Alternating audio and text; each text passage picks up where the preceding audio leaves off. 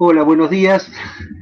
Subsanado un poco los problemas técnicos voluntarios, me vuelvo a presentar. No sé, mucha gente no nos vio en la primera presentación. Soy Alberto Valvarrey, estoy representando al grupo de Aula Presid, que junto con la gente de FEDIAP ha organizado esta gran aula. Bueno, que no pretende ser más que una herramienta para llegar a todas las escuelas agrotécnicas y rurales del país para todo lo que ellas necesiten sobre el aporte que podemos hacer desde las dos instituciones para el beneficio de los alumnos y para el beneficio de todos los cuerpos docentes. Le dejo a Pablo que es mi compañero de grupo de aula, para que siga con esta presentación. Sí, bueno, también sumarme entonces a la bienvenida. Yo soy miembro de APRESID, de comisión directiva, también del equipo de aula y del equipo de joven, y contarles que este proyecto es uno de los tantos que tiene APRESID, pero aula en particular intenta generar este puente entre distintos actores sociales para poder tener un lugar donde conversar, intercambiar sobre una producción agropecuaria en constante evolución, y un poco de eso nos van a hablar hoy los disertantes. Así que no me extiendo mucho más, solamente invitarlos a que se sumen al proyecto Apreciar. Es una puerta de entrada donde los esperamos y podemos trabajar juntos. Hay un equipo de chicos muy entusiastas donde seguramente se van a sentir muy cómodos. Así que nada más, que espero que puedan disfrutar de estas charlas y quedemos en contacto para más adelante. David, si querés, como la vez pasada, esta vez te volvemos a pasar para que sigas adelante con la jornada. Muchas gracias, Pablo, gracias, Balbito. Bueno, buen día a todos, yo soy David Wilson, los voy a estar acompañando en esta gran aula gran con un poco de apoyo tecnológico, soporte tecnológico, para hacer un poco el evento más interactivo con ustedes y que podamos ir capturando sus comentarios, que podamos ir viendo cómo ven algunas palabritas que vamos a estar poniendo en pantalla, y para eso vamos a estar usando una herramienta que ahora se los voy a presentar durante toda la charla, tanto de Gervasio Piñeiro como Marcelo Arriola, quienes nos van a estar acompañando. Gervasio Piñeiro, ingeniero agrónomo y doctor en ciencias agropecuarias, con el cargo de investigador independiente del CONICET, profesor adjunto de la UBA. Forma parte del Laboratorio de Análisis Regional y Teledetección, Facultad de Agronomía, Universidad de Buenos Aires, IFEBA CONICET, Departamento de Sistemas Ambientales, Facultad de Agronomía de la Universidad de la República, y Marcelo Arriola, también ingeniero agrónomo, presidente de la Regional Pergamino, Colón, integrante de la comisión directiva de APRESID. La herramienta que vamos a estar utilizando durante la charla, tanto de Gervasio como de Marcelo, va a ser Menti, en donde los invito a ingresar a menti.com, www.menti.com. Pueden ingresar desde el teléfono celular, pueden ingresar desde una solapa nueva en el navegador en el cual estén accediendo, y una vez que ingresen a ese sitio, les va a pedir un código. Tienen que poner el código 99079. Justamente lo que va a aparecer en pantalla va a ser esta primera pregunta que nos sirve de disparador, en donde les vamos a permitir que ingresen en esa cajita de texto que aparece la ciudad desde donde se están conectando. En este momento yo puedo ver que hay 16 personas ya conectadas. Vamos a hacer un poquito de trampa y vamos a ir mirando a ver qué nos dicen los resultados. Hoy hay personas de Intendente Alvear, de San Nicolás, de Montevideo, General Madariaga, Escobar, Rosario, Salta Capital, Salta La Linda, Almafuerte, Lincoln, Adelia María, Córdoba, Almafuerte. Veo que tenemos una audiencia variada de todos lados, ya hay 38, 39 personas. Gracias a todos por acompañarnos con esto. Vamos, me encantó el iconito, el emoticón de los corazoncitos. General Dehesa, tenemos amigos ahí de AGD, General, bueno, Coronel Moldes, Santa Rosa, ya hay 57, 58, 60 Bueno, la idea de esto es justamente generar un poco esta interacción. Para los que todavía no pudieron ingresar es www.menti.com y el código es 99079. Veo que siguen completando, ya hay 73, 74, 79. Salta Capital ya dijimos, Casbas, Pergamino, Santa Flora. Hay un montón de Montevideo, de Adelia María. Adelia María, sin acento y con acento. 93, 94. Santos Lugares. San Antonio de Litín. Qué lindo tener una audiencia tan completa de distintos lugares con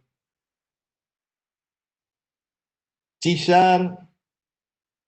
Buenísimo. Bueno, vamos a pasar a una preguntita ya un poco más profunda, por decirlo así, y es para que ni bien vean la pregunta, respondan con la primera palabra que se les venga a la mente. Ya tenemos 135 personas. Esto va a jugar por tiempo, así que la pregunta es simple, es ¿qué palabra se te viene a la mente cuando pensás en el campo y la actividad agropecuaria? Lo primero que se le venga a la mente, puede ser una palabra, pueden ser dos palabras juntas, pero lo importante es que acá respondan desde lo que se les viene en la mente en este momento. Ahí está Sabrina preguntando cuál es la página es www.menti.com y pueden ingresar con el código 99079. Ya hay 60 que están respondiendo con su palabrita clave. 61. Aquellos que no puedan ingresar, repito, es www.menti.com. Está acá arriba proyectado en pantalla y el código es 99079. Bien. Bueno, ya hay 100 personas que respondieron. Vamos a ver algunos resultados. Trabajo. Qué lindo asociar esta actividad con trabajo, productividad, tranquilidad, agricultura y ganadería, producción, naturaleza, alimento y vida, esfuerzo, ganadería, mi papá, futuro, alegría, sustentabilidad, extensión, siembra directa. Y acá tenemos a todo Apresid, cultivos agrícolas, familia, progreso, 164, 167, 169, soja, cultivos, animales, tranquilidad. Y empieza a marcarse una popularidad de la palabra trabajo y productividad. Alimentos, agricultura y ganadería. Bueno, muchísimas gracias. Durante toda la charla de Gervasio vamos a estar, y de Marcelo, vamos a estar abiertos con esta herramienta de Menti para que ustedes puedan ir interactuando y agregando preguntas o comentarios que tengan para que luego de la primera disertación podamos retomar estas preguntas y poder hacer algunos comentarios y responder las que veamos. Entonces les dejo abierto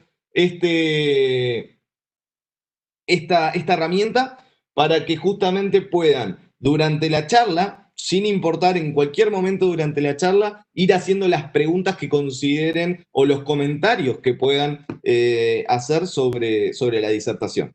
Le paso en este momento la palabra a Gervasio para que pueda arrancar con su presentación. Y muchas gracias a todos. Bueno, buenos días a todos. La verdad que es un placer estar acá pudiendo charlar con ustedes, con estudiantes de todo el país. La verdad que es impresionante, muy lindo ver cómo había gente de todos lados. Y bueno, agradezco mucho a Presid y a Aula Presid haberme invitado y darme esta oportunidad de contarles un poco las cosas que estamos haciendo en la facultad y las ideas que estamos manejando, tratando de colaborar un poco en estos desafíos que tenemos en eso de la productividad y el campo que ustedes mostraban o decían recién. Bueno, quería compartirles esta presentación, que espero que estén viendo ahora en pantalla? Si alguien me puede avisar porque yo ya veo solo mi pantalla. ¿Está bien? Sí, ¿Ustedes sí, ven mi gracias, está pantalla? perfecto. Perfecto. ¿Y ven mi cursor también? Sí, sí, sí, perfecto. ¿Sí? Bueno, buenísimo. Bueno, les voy a hablar de les voy a contar un poquito hoy de estas ideas o de estos trabajos de investigación y también de extensión que estamos haciendo y de educación desde la Facultad de Agronomía, de la Universidad de Buenos Aires, donde yo trabajo, y también de la Facultad de Agronomía en Uruguay, porque trabajo de los dos lados un poco del charco, como dicen muchas veces. Y bueno, esta idea de los cultivos de servicio, ¿no?, que estamos manejando, y qué son estos cultivos, para qué sirven y por qué pensamos que es el gran cambio que estamos necesitando en la agricultura argentina o incluso regional o global.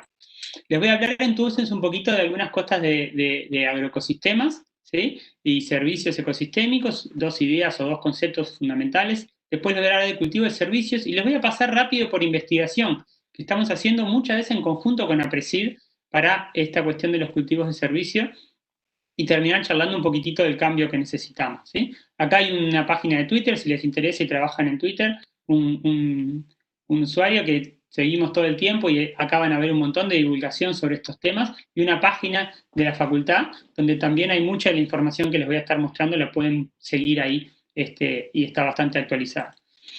Bueno, lo primero que les quería decir era esto de productores en dónde, digamos, ¿no? ¿Dónde producimos o dónde van a producir ustedes cuando empiecen, digamos, a trabajar con productores o producir ustedes mismos? Y es importante pensar, ojalá ustedes hayan la respuesta que hayan dicho es en ecosistemas. Porque es ahí donde ustedes van a trabajar. Ustedes van a trabajar en ecosistemas, y esos ecosistemas tienen, de alguna manera, un montón de reglas, ¿sí?, o, digamos, ecológicas importantes. Por ejemplo, una de ellas es la relación entre la biodiversidad y la estabilidad, ¿sí? La biodiversidad es la cantidad de especies que tenemos en un lugar, y la estabilidad es cuán estable es ese sistema, por ejemplo, a eventos extremos climáticos, o a sequías extremas, o a inundaciones, ¿sí?, o cualquier otra cosa que a ustedes se les ocurra que pueda cambiar al sistema. Y hay una regla ecológica muy importante que dice que los sistemas son estables, o sea, vamos a producir establemente en el tiempo, por ejemplo, cuando tengamos más diversidad. No hay en el mundo, o hay muy poco, digamos, no conocemos ecosistemas que sean muy simples, o sea, con pocas especies y que sean estables en el tiempo. Entonces esa es una regla importante que no tenemos que olvidarnos, porque cuando diseñamos ecosistemas, muchas veces diseñamos ecosistemas así, muy simples, con muy pocas especies, y esos van a ser inestables. ¿Sí? Por más que no querramos, hay una regla ecológica que dice exactamente que eso va a pasar. La otra es la conservación de las masas. Nosotros muchas veces cultivamos así y extraemos mucho nitrógeno, fósforo, potasio de los ecosistemas y los llevamos a otro lado, a las ciudades, lo exportamos, que es donde se consume. Eso necesariamente, por esta ley de conservación de las masas, va a hacer que en ese ecosistema quede menos nitrógeno, potasio, calcio, y eso es medio obvio, pero muchas veces, cuando después de años de agricultura perdemos mucha materia orgánica y nos preguntamos por qué pasó eso, y pasó porque no estamos cumpliendo con esta ley. La otra es la selección natural, ¿sí?, la evolución de las especies que muchos de ustedes conocen. Eso es lo que ha generado la resistencia a los herbicidas tan grandes que tenemos ahora. Y todos conocemos, ustedes conocen el proceso de selección natural y evolución, pero nos olvidamos un poquitito que si aplicamos muchos herbicidas, muchos insecticidas, las especies van a evolucionar a ser más resistentes todo el tiempo, ¿sí? Y eso es lo que pasa naturalmente y sabemos que pasa en todos los ecosistemas. Entonces, estos son algunos ejemplos de reglas que ustedes van a tener que producir dentro de ecosistemas con estas reglas. Y entonces es importante que no se las olviden, porque cuando nos las olvidamos podemos hacer cambios o cosas en los ecosistemas que pueden traer problemas a largo plazo, como la pérdida de diversidad, la pérdida de nutrientes o la generación de resistencia. ¿Tá? Esto que parece muy obvio, muchos productores y técnicos a veces nos olvidamos de estas cosas. Es bueno que ustedes, de alguna manera, como generación joven, lo tengan bien metido adentro, digamos, entiendan bien estos procesos ecológicos en los que van a trabajar. La otra gran cambio de concepción que tenemos que hacer es cuando pensamos qué producimos. ¿Sí? Si ustedes le preguntan como estudiantes de técnicos o de escuelas agrarias, ¿qué producen ustedes? O qué producen sus padres, que ahí uno ponía mi papá, le hace acordar el campo, o sus abuelos, sus madres. ¿Qué les hace acordar eso? Bueno, ¿qué producen? no producen solo estas 4 cosas que muchas veces decimos ahí, o podemos decir lana, o podemos decir alguna otra cosa. En realidad, estamos produciendo muchísimas más cosas que se llaman servicios ecosistémicos. ¿Sí? Un productor agropecuario produce maíz, soja, carne, pero también, por ejemplo, ¿sí?, produce una regulación del clima, o deja de producir porque produce más gases de efecto invernadero, ¿sí? O puede regular el ciclo del agua, o si planta pocos cultivos y evapora poco, puede producir inundaciones. Un productor puede producir eso, ¿sí? O puede producir contaminación de arroyos, un productor está produciendo eso, o puede eliminar polinizadores o eliminar otras especies, están produciendo que se mueran un montón de especies. ¿Sí? Yo puedo producir agua dulce o puedo producir menos agua, alimentos, así, todas estas cosas las llamamos servicios ecosistémicos, los separamos en estos de aprovisionamiento, que son esas cosas que podemos cosechar, de estos que están en verde más clarito, que son de regulación y soporte, o apoyo, como se llama acá, que son los que ayudan a que el ecosistema funcione. Y también tenemos otros culturales, ¿sí? Porque un productor puede estar produciendo un lugar lindo, un ecosistema lindo, agradable, o uno muy deteriorado, ¿sí? Entonces hay que pensar que los productores no están produciendo solo estas 4 o 5 cosas, sino que en realidad están produciendo muchas más cosas. Están produciendo un río contaminado o no, dependiendo de lo que hagan. Están produciendo erosión, dependiendo de lo que hagan, producen más o menos. ¿Sí? Todas esas cosas también son productos de la agricultura y las llamamos servicios ecosistémicos. Y hay que considerarlas en su globalidad. ¿Sí? Hay que pensar que no vamos a estar cosechando solo algodón, trigo, maíz, sino que vamos a tener que diseñar sistemas que cosechen de alguna manera todas estas cosas. Un balance apropiado de agua, que no produzcan inundaciones, que cosechemos ríos limpios, ¿sí? Que cosechemos aire puro. También eso va a ser responsabilidad de nosotros como productores o de ustedes en el futuro como asesores o como técnicos o como productores.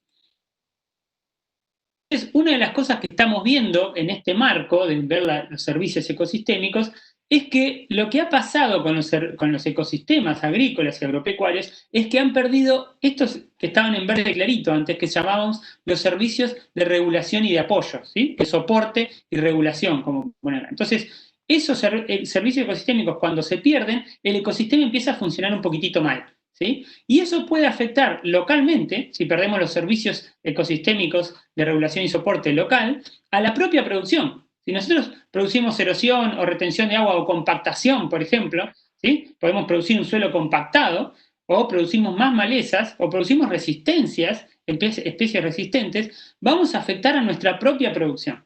Pero también, si nosotros regulamos, por ejemplo, mal las inundaciones o contaminamos las napas, ¿sí? Vamos a estar afectando a la comunidad regional.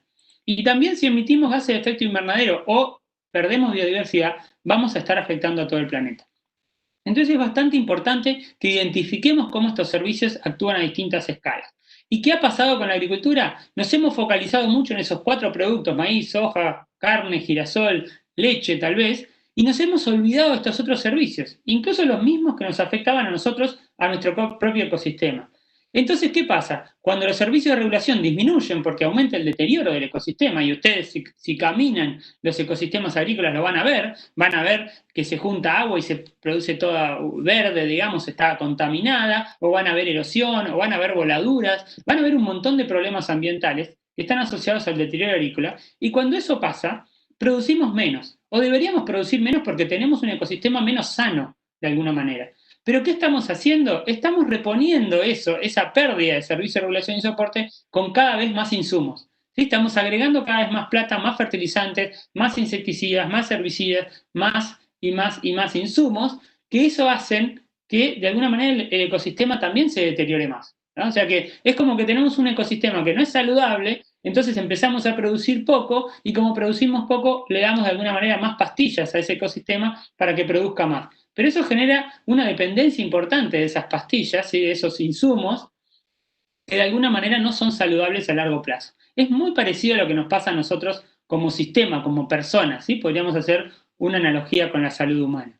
Y entonces tenemos medio 2 paradigmas, ¿no? Uno es seguir con el paradigma actual, en donde tenemos más bien un enfoque reduccionista, un alto uso de insumos, ¿sí? Y pensamos siempre en producir alimentos o una sola cosa, ¿sí? Y una visión bastante de corto plazo, a veces de los 6 meses que alquilamos o que alquilan las tierras, ¿sí? Un bajo uso de tecnología de procesos y muchos insumos, o esta otra idea de empezar a pensar los sistemas agrícolas de una manera distinta, ¿sí? En donde haya mucha producción de servicios, de alimentos, pero también le demos lugar o diseñemos al sistema para dar estos otros servicios de abastecimiento, culturales o de regulación y soporte, ¿sí? Con un enfoque de todo el sistema, con un uso racional de los insumos, no es que vamos a dejar de usar insumos, pero hay que usarlos racionalmente, más diversificada la información, que tenemos los conocimientos del sistema, un mayor uso de la ecología para producir, más tecnologías de procesos de mediano plazo, no de corto plazo, ¿sí? Ecosistemas que sean más diversos. Hacia eso vamos. La pregunta ahora es cómo hacemos eso, ¿sí? Y ahí aparece esta cuestión de los cultivos de servicio que me parece que es interesante para contarles hoy.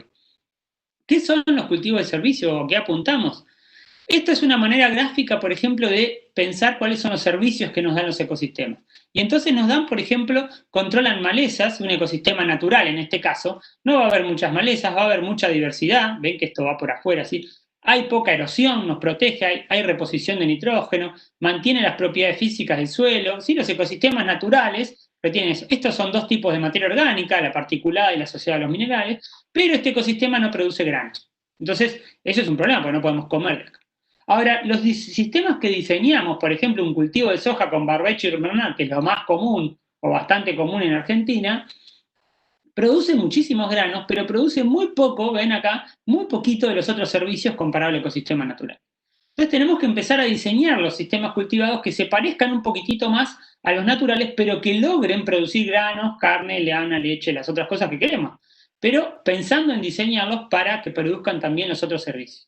Y ahí él vende a decir, pero no se puede porque hacemos una o la otra. Y no, la verdad que sí se puede. La investigación que estamos generando es que se puede producir granos, pero también se pueden producir otros servicios si tenemos una tecnología adecuada, un pensamiento, una tecnología de procesos, un diseño y las rotaciones adecuadas, ¿sí? Y eso es lo que vamos a hablar ahora, de cómo ponemos a los cultivos de servicio, ¿sí? Que son estos cultivos que a veces se llaman cultivos de cobertura, también se llaman abonos verdes, cultivos trampas, cultivos de compactadores, cultivos controladores de malezas, ¿sí? Cultivos que de alguna manera están pensados para cumplir o para dar un servicio ecosistémico, ¿sí? Entonces, por eso los llamamos cultivos de servicios, porque van a dar un servicio de regulación y soporte. No los vamos a cosechar, los vamos a plantar para que hagan otra cosa en el ecosistema. Entonces, nuestro diseño ahora no es solo para producir solamente, sino que también es para producir carne, pero también va a ser para generar materia orgánica, para combatir las malezas de una manera distinta, para no provocar inundaciones, para no contaminar los arroyos. Vamos a diseñar el sistema para hacer todas esas cosas al mismo tiempo, ¿sí? Y para eso vamos a pensar en los cultivos de servicio que tenemos que poner. Y esos cultivos lo que van a hacer, con el mismo diagrama anterior que teníamos así, el cultivo solo, ahora estos van a dar otros servicios y obviamente no van a dar granos.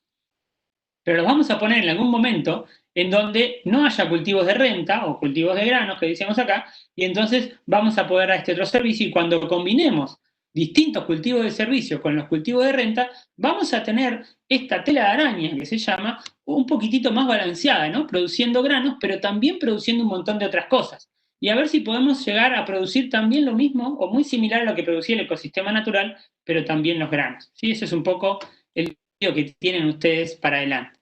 ¿Cómo se puede hacer esto? Y bueno, la idea es que durante mucho tiempo, en el invierno, estas son curvas de índice verde, un índice satelital que ustedes seguramente conocen, y estos son los meses del año. Fíjense que cuando tenemos un solo cultivo de soja, que es esta curva azul, interceptamos radiación en un momento solo del año, el resto del año no. En cambio, si pondríamos dos cultivos, toda esta energía que podemos cosechar acá, la podemos volcar, por ejemplo, a servicios de regulación y soporte, ¿sí? Incluso lo podríamos adelantar para no cambiar el lugar de este cultivo. Y esto que está en azul y verde, más clarito, en azul clarito y verde, son pasturas, por ejemplo, ¿sí? Interceptan luz todo el año y hacen fotosíntesis todo el año. Entonces, cuando tenemos este cultivo así más azul oscuro, negro acá, lo que pasa es que mucha parte del año no estamos usando la energía que llega del sol. Y entonces estamos perdiendo energía, ¿sí? Que es lo que ustedes ven cuando ven un campo en barbecho. Cuando ven un campo en barbecho, en realidad están viendo un lugar muerto, ¿sí? Un lugar que está todo muerto, que los microorganismos no funcionan, no se está capturando luz, estamos desaprovechando recursos, seguramente estamos perdiendo nutrientes que se van a los arroyos y contaminan, estamos volatilizando y contaminando la atmósfera. Entonces, por eso esa idea de siempre verde de APRESID, digamos, o que estamos tratando de comunicar. Hay que estar más tiempo de alguna manera capturando esa energía, cambiar el paradigma de la revolución verde a esta nueva revolución mucho más ecosistémica, ¿sí? Entonces, este es un mapa, por ejemplo, toda esta zona roja acá tiene unos años ya, pero es donde hay solamente cultivos de verano, ¿sí? Lo azul es donde hay doble cultivo. Entonces, fíjense que hay un montón de área agrícola en Argentina que está teniendo solo un cultivo al año. Y ustedes seguramente salen y recorren y lo ven. Si en el invierno no hay nada, estamos desaprovechando energía, cultivos que podríamos poner y que podríamos usar para dar este servicio de regulación y soporte. Y en eso estamos investigando hace tiempo con el INEA, con la universidad, con APRESID, esta investigación adaptativa que les voy a estar contando ahora los resultados. ¿Sí? Y esto es, estamos pensando, digamos, en armar ecosistemas distintos, ¿sí? ¿No? Las rotaciones clásicas, trigo, soja, maíz o trigo, o perdón, maíz y soja y todos los inviernos vacíos, sino empezar a pensar en rotaciones más complejas, ¿sí? Con esta analogía de los Legos o de los Rastis, estamos jugando con 2 o 3 Rastis. Bueno, tenemos que comprar Rastis nuevos de otros colores y armar rotaciones un poco más complejas, que sean más diversas, ¿sí? Esas rotaciones nos van a permitir de alguna manera tener más diversidad en el sistema. Entonces, fíjense que entre la soja y el maíz vamos a poner esto que llamamos cultivo de servicio para capturar agua y nutrientes en estos momentos. ¿Sí? Y eso es una cuestión central de esto. Tenemos que intensificar la rotación en ese sentido, pero estos cultivos tienen que empezar a canalizar esa energía y esos nutrientes que capturan para los servicios ecosistémicos que queremos. Por ejemplo, descompactar el suelo, generar materia orgánica, ¿sí? Combatir malezas, proteger el suelo de la erosión eólica o hídrica, de la erosión, ¿sí? Capturar nitratos que se nos escaparían, evaporar agua que podría producir inundaciones, etc. Un montón de problemas ambientales se pueden mejorar con estos cultivos de servicio. Hay que diversificarlos, ¿sí? Tener cultivos, esto no va a ser de nuevo un monocultivo, la idea es que estos sean cultivos distintos. Y entonces una de las cosas que estamos viendo es, bueno, ¿qué plantamos acá? ¿Qué cultivo de servicio? ¿Qué rasgos tienen que tener esas especies? Y entonces lo que estamos tratando de hacer es asociar los servicios que pedimos con los rasgos de la especie. Entonces, si yo quiero una especie que quiere reducir la erosión como servicio, tiene que tener una alta tasa de crecimiento para generar una cobertura del suelo temprana y, por ejemplo, un rastrojo de baja descomposición, o sea, muy carbonudo, como llamamos, o que sea, que esté ahí mucho tiempo y que no se descomponga. ¿Sí? Si quiero controlar malezas, tengo que pensar una especie parecida, pero también que tenga alelopatía. La alelopatía son sustancias, o es un fenómeno, un mecanismo de las plantas que exudan compuestos que le hacen mal a otras plantas. ¿Sí? Entonces hay algunos cultivos que yo puedo poner y, por ejemplo, pueden exudar sustancias que le hacen mal a las malezas. ¿Sí? Entonces ese cultivo de servicio me va a servir porque lo voy a plantar en invierno y va a estar exudando eso y no voy a tener que aplicar herbicidas para controlar malezas. ¿Sí? Entonces, ese es un servicio muy importante y un rasgo de las plantas que vamos a empezar a buscar de estos cultivos de servicio que vamos a sembrar. Y así podemos pensar en un montón de servicios y un montón de rasgos. ¿Sí? Generar materia orgánica, distintas materias orgánicas y cómo tiene que ser el cultivo, evitar que se pierdan nutrientes, mejorar las propiedades físicas, el laboreo biológico del suelo, ¿sí? Y ahí tenemos que pensar en raíces gruesas y finas, o sea, por ejemplo, rábanos o brásicas, colzas, especies que descompacten el suelo, ¿sí? Que es un poco lo que viene acá abajo, bajar las emisiones de gas de efecto invernadero, aumentar el nitrógeno que tiene en el suelo porque nos estamos llegando, y ahí pensamos en leguminosas, en plantas que fijan nitrógeno, y entonces nos ahorramos de nuevo la fertilización. ¿Sí? Bueno, hay un montón de rasgos de servicios y de rasgos de especies que vamos a pensar. Y también los cultivos de servicio tenemos que pensar no solo en esos rasgos para que den un servicio, sino que sean fáciles agronómicamente de sembrar, que sean baratos, que los podamos comprar, ¿sí? Que tengan un buen crecimiento en invierno, que es principalmente donde los vamos a poner, que luego los podamos suprimir con herbicidas o con rolos o con otras técnicas, ¿sí? Y así un montón de características que precisamos, y hemos agrupado los cultivos de servicio en 3 grandes grupos, ¿sí? Los que llamamos cultivos de gramíneas, como el centeno, la avena, ¿sí? O los cultivos de leguminosas, como las vicias, los tréboles, o las crucíferas, que son como los rábanos, las colzas, ¿sí? Hay distintos grupos grandes que hacen servicios distintos. Y ahora los voy a pasear muy rapidito por esto que estamos haciendo con APRESID ya hace un par de años, que es tratando de generar investigación o información acerca de los cultivos de servicio, ¿sí? Que hacen, y ahí tenemos lo que se llama la red de cultivos de servicio de APRESID con la Facultad de Agronomía, donde participan un montón, el INTA, APRESID, un montón de otras organizaciones, semilleros, etcétera, que nos dan, digamos, apoyo para hacer esta red. Así se ven los experimentos, son experimentos en franjas, cada año lo vamos variando, porque según las preguntas que tengan los productores y que quieran contestar, hacemos experimentos distintos, ¿sí? Y entonces hemos ido avanzando, por ejemplo, en distintas preguntas. Por ejemplo, acá, este año era evaluar distintas especies, acá era evaluar la inoculación de leguminosas o la generación de mezclas, en este año, en el año pasado. Y entonces, bueno, hemos generado resultados bastante interesantes, hemos logrado que eso además se haga en muchos lugares de Argentina y hemos aumentado este año, tenemos más sitios el año pasado todavía de la red, es algo que va creciendo, los productores empiezan a conocer los cultivos de servicio, plantarlos, aprender a manejarlos, o sea que si ustedes tienen algún nodo de estos, vayan a ver estos cultivos, porque la verdad que es muy interesante empezar a verlos y a ver cómo realmente empiezan a funcionar en los sistemas reales de producción, ¿sí? Y nosotros les medimos un montón de cosas, por ejemplo, cuánto biomasa producen, porque eso va a ser importante para cuánto esa biomasa no la vamos a cosechar, se la vamos a dar al suelo para que coma y para que genere materia orgánica o para que controle erosión. Entonces acá tenemos, por ejemplo, cuánta biomasa producen. Este es un gráfico que muestra el promedio de lo que produjo la biomasa, ¿sí? Por ejemplo, el rabanito en muchos lados. Este es lo que se llama este bigote para arriba es el máximo, este es el mínimo, y esta caja grande significa que hay mucha variación, ¿sí? Estos son todos los sitios esos de la red que yo les mostraba antes. En promedio de todos esos, los rábanos produjeron casi 3.500 kilos por acá, pero hubo algunos rábanos que produjeron 5.000 kilos de biomasa, ¿sí? Y esto es muy variable, quiere decir que el rábano es muy variable de dónde produce.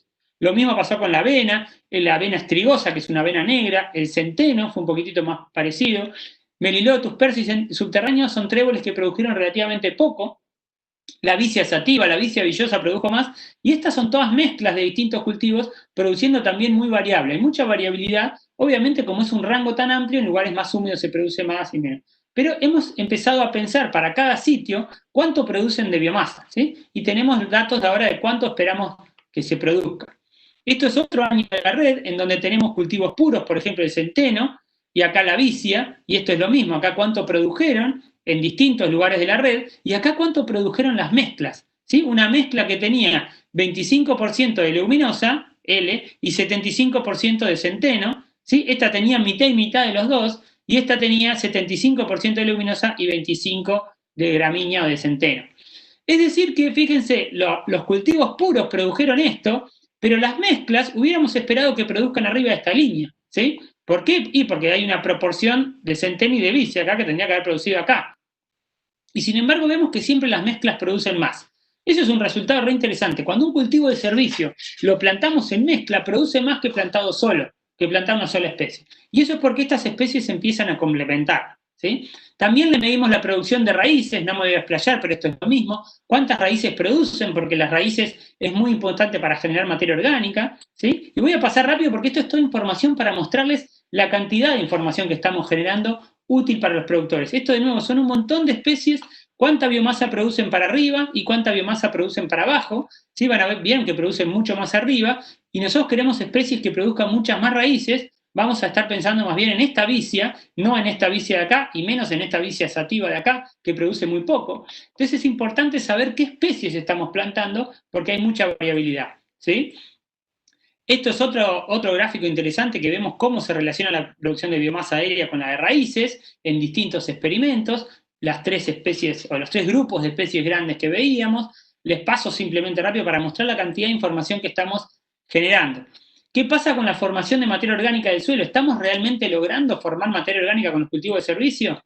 Y acá hay un montón de trabajos publicados, que después esto seguramente esta transparencia se las puedo pasar para que los busquen y los miren, pero este de Elena, este de Roberto Álvarez, también hay un trabajo reciente de Guillermo Peralta, y este es un poco el resultado. Entre media tonelada, 1 tonelada en algunos lugares, pero más bien diría media tonelada de carbono en el suelo, estamos generando cada vez que hacemos un cultivo de servicio. Es decir, estamos mejorando la fertilidad del suelo, ¿sí? Cada vez que hacemos un cultivo de servicio de este tipo, todos los experimentos regionales dicen que aumentamos el carbono del suelo, ¿sí? Estamos pasando de trabajar de un suelo de este tipo, en invierno, a un suelo de este tipo, ¿sí? Con raíces, con producción, con raíces vivas, con un cultivo de servicio que le va a estar dando de comer a ese sistema y no va a estar muerto de alguna manera durante una buena parte del año.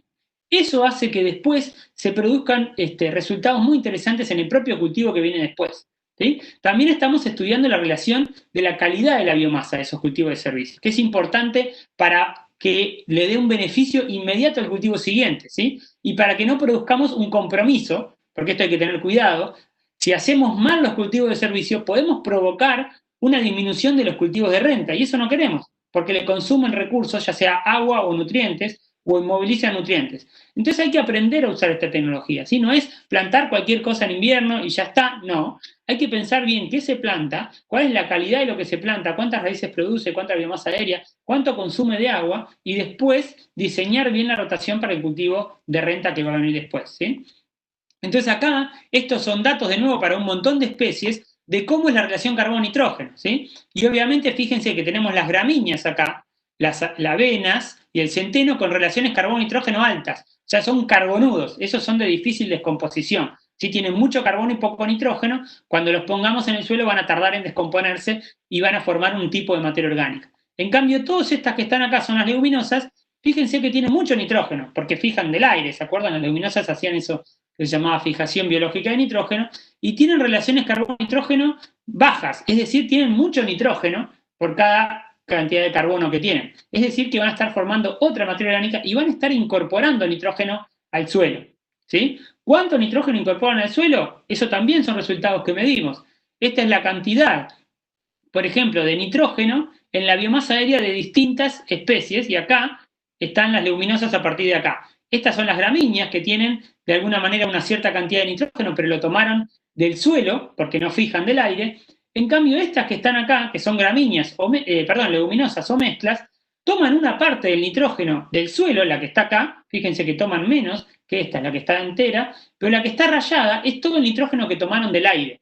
Entonces, todo este nitrógeno, sobre todo para estas especies de vicia, que son las más interesantes, toman una cantidad importante, casi 60, 70, 80 kilos de nitrógeno lo toman del aire. Es decir, que es parecido a una fertilización. En este caso 50, es como agregar 50 kilos de nitrógeno, o sea, 100 kilos de urea. Poner este cultivo de servicio es como haber echado 100 kilos de urea a ese suelo. Y eso va a estar capitalizado para los cultivos siguientes, ¿sí? Lo mismo cuando hacemos mezclas, porque también hay leguminosas que fijan nitrógeno. Entonces, estos son datos también importantes. ¿Cuánto nitrógeno estamos fijando? Otro dato muy importante, ¿cómo estamos controlando malezas? ¿Sí? Y ahí hay muchos trabajos de nuevo que muestran esto. Cuando hacemos cultivos de servicio, realmente controlamos muy bien malezas y vienen después los cultivos casi sin usar herbicidas. Hay algunos ejemplos de chacras de Apresid que están rotando cultivos de servicio con cultivos de renta y casi no usan herbicidas, ¿sí? O sea que es una cuestión muy interesante para ver. Esto es lo mismo de la red, el control de malezas que tuvieron. Fíjense, acá tenemos la vicia, tiene casi un control de malezas del 100%. ¿Sí? Lo mismo estas gramíneas. Estas no fueron muy buenas controlando malezas, porque crecieron poco. Pero estas sí, el rábano tampoco fue muy bueno, sí, controló el 50% de las malezas, pero estas controlaron arriba del 80%. Si yo pongo un cultivo de servicio así, me voy a estar ahorrando los herbicidas, ¿sí? Y esa es una de las cosas que estamos empezando a ver, con un beneficio para nosotros y un beneficio muy importante para el ambiente. Estamos dando un servicio que es probablemente tener un arroyo más limpio de lo que teníamos antes o una laguna más limpia, ¿sí? Consumo de agua. Esto es otra cosa importante que hay que tener cuidado. Así como la relación carbono-nitrógeno puede dar un problema para el cultivo siguiente, el consumo de agua también, porque podríamos plantar un cultivo de servicio que consuma agua y nos haga un daño en el cultivo de renta siguiente, ¿sí? Y lo que vemos, interesantemente, ahora que medimos, es que los cultivos de servicio, esto sería cero acá, esta línea, sería que no consumen agua, ¿sí? O consumen la misma agua que un barbecho sin cultivo de servicio. Lo que vemos es que están por abajo, es decir, que hay un efecto de consumir agua, de bajar la cantidad de agua, más o menos un 25% con respecto al barbecho. O sea, 40 milímetros consumen de agua los cultivos de servicio al momento que lo matamos. ¿Sí? Es decir, yo lo planté tal vez en marzo, ¿sí? Abril, el cultivo de servicio creció, lo voy a estar matando en septiembre, antes de sembrar el cultivo de verano. Cuando lo mato tengo 25% menos de agua en el lote. O sea que eso va a ser un problema, mucha gente tal vez se asusta de eso, ¿sí? Porque tengo menos agua, pero es un problema. Pero lo que vemos es que de ahí a que yo lo maté en septiembre, tal vez pasó un mes hasta que yo sembré mi cultivo de verano, porque se está descomponiendo ese rastrojo, entonces dejé un tiempo entre medio, y fíjense lo que pasa con el agua en el suelo a la siembra del cultivo estival. Es casi la misma, que teníamos en el barbecho. O sea que consumieron agua, pero de alguna manera, entre que lo matamos, que a veces pasa ahí como lo llamamos como un barbechito, cortito de un mes y medio, ¿sí? Llueve y entra mucho más agua porque ese suelo está protegido y los niveles de agua suben tanto que llegan al mismo nivel que el barbecho, que había partido de más agua, pero estaba con el suelo descubierto. ¿Sí? Entonces eso es una cosa interesante para pensar. Que los cultivos de servicio, si bien consumen agua, pueden capturar también más agua y entonces pueden, de alguna manera, darle la misma cantidad de agua o dejarle la misma cantidad de agua para el cultivo de renta siguiente. Igualmente hay que tener cuidado con eso. Hay que saber muy bien cuánto llueve en los lugares, cuánta es la infiltración del suelo, cómo vengo, para tratar de suprimirlo en el momento justo al cultivo de servicio para que se logre capturar agua después para el cultivo de renta. ¿Sí? ¿Qué estamos viendo entonces? Y que los cultivos de renta, los cultivos de servicio, perdón, están bajando esto de los costos que hablábamos, los costos privados, ¿sí? Menos fertilizantes, menos químicos, menos herbicidas, menos laboreos, ¿sí? Menos descompactadores, porque estamos haciendo ese servicio con otras cosas. Y estamos viendo también que los cultivos de servicio reducen lo que llamamos costos públicos. Menos gases de efecto invernadero, menos agroquímicos en los arroyos, menos fertilizantes en las napas, ¿sí? Y lo que les voy a contar ahora, que es también sorprendente, es que estamos viendo que aumentan también los rindes de muchos de los cultivos de renta que vienen después de un cultivo de servicio. Fíjense qué pasa con el rendimiento de maíz después de un cultivo de servicio, ¿sí? Les voy a mostrar este tipo de gráficos que tienen el rendimiento de maíz que viene después de un barbecho o viene después de un cultivo de servicio. Estos de acá son sobre un cultivo de servicio, o sea que si está por acá arriba, quiere decir que el cultivo de servicio rindió 7.000 el cultivo de maíz, luego un cultivo de servicio rindió casi 7.000 kilos, pero el que venía, el cultivo de maíz, luego un barbecho, rindió 6.000 kilos. O sea que rindió más con cultivo de servicio los que están acá arriba. Y los que están acá abajo, rinde más el que está sobre barbecho, ¿sí? Porque el que está sobre barbecho rindió casi 6.000 kilos y este rindió 5.000. Y los puntos que están sobre esta línea, quiere decir que rindió lo mismo, tanto si venía de cultivo de servicio o si venía de un barbecho químico, ¿sí? Eso es todo sobre el rendimiento de maíz. Entonces ahora les voy a mostrar distintos cultivos de maíz, cómo rindieron y dependiendo de si tenían un cultivo antecesor con respecto a que se había sembrado antes, ¿sí? Y esto es lo primero que vemos, fíjense, casi todos los puntos están por acá arriba, es decir que luego de Vicia Villosa, el maíz rinde generalmente o igual, en un caso, apenitas menos acá, pero casi todos rinde más, el maíz rinde más, si vino o se plantó antes que él un cultivo de servicio de Vicia, o si se plantó nada, digamos, si hubo un barbecho, ¿sí? Incluso, fíjense, acá, este maíz de acá rindió casi 11.000 kilos después de la Vicia, y el que venía después de barbecho rindió 7.000 kilos. Estamos hablando de una diferencia de 4.000 kilos de maíz, de engrano. Es una diferencia muy grande de rendimiento provocado por haber plantado un cultivo de servicio de leguminosa antes de Vicia, que le dio más nitrógeno a ese cultivo. Entonces vemos efectos positivos acá. Pero cuidado, esos efectos no son siempre positivos. Estos son rendimientos de maíz luego de cultivos de servicio de leguminosas, de gramíneas, perdón, como avena, avena sativa, avena strigosa, centeno y rabanito, y también brásicas en verde. Y fíjense que hay muchos que rinden más y muchos que rinden menos, ¿sí? Estos que rinden menos, principalmente lo que estamos viendo es que cuando uno hace una gramínea previa a un maíz, una gramínea como cultivo de servicio, esa gramínea puede inmovilizar nitrógeno, ¿sí? O a veces consumir un poquito más de agua y eso hace que el rendimiento, en estos lugares pasó eso, ¿sí? Produjo menos el maíz porque estos cultivos de servicio dejaron un rastrojo muy carbonudo que impidió que el maíz creciera bien, que tuviera el nitrógeno que necesitaba. Entonces, arriba de maíz lo que hay que hacer más bien es pensando en vicias o cultivos de mezcla, como veíamos, que tuvieran una proporción alta de leguminosas, ¿ah? Entonces no es plantar cualquier cultivo de servicio, sino que es pensar bien la rotación, como les decía. Y acá es lo mismo con distintas mezclas, pero hay que pensar un poquitito bien cómo es la rotación para no tener un efecto negativo en el cultivo de servicio.